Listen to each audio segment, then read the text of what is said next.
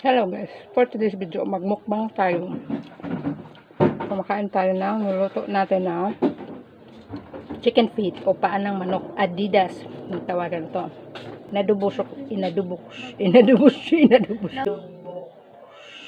Inadubos, inadubos. Nagugutom na ako. Diyan na lang kayo mag-ano. Na. Kumain ka na? Nagbibidyo ka man kaya. O ayan na nga guys, pinadaan ko muna dyan yung anak ko. Kasi nga, ayaw niyang mahagip ng video. O diba, ayaw niyang makita siya sa camera.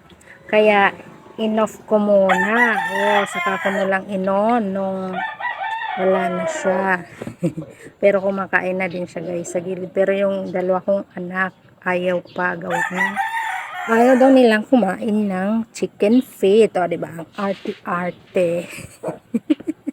Yan ang mga junakis ngayon. Mapili sa ulam. At ito naman si chicken nakikipagsabayan sa akin mag-voice over. O, diba? Sarap kasi talaga guys ng chicken feet. O, kadalasan ako lang sa kasi asawa. At yung isa kong anak ang madalas ko magkain yan. O, diba? At yung iba ko pang anak, may sarili silang ulam. Kasi ayaw nga nila yan. So, yan guys. So, sige lang ang kain natin dyan guys. Habang hindi pa tayo nagbubusog, kain lang ng kain. Kaya ako lumalaki. O, diba?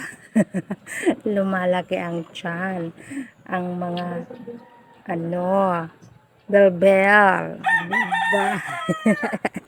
Kain pa. Sige, kain. O, diba?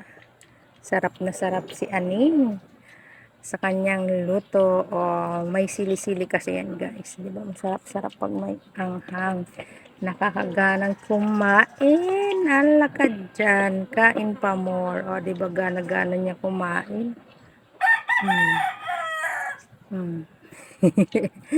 Yan. Sige. O, diba? Enjoy, Aning, sa pagkain. O, diba? Sige lang. Kain pa more. Thank you for watching.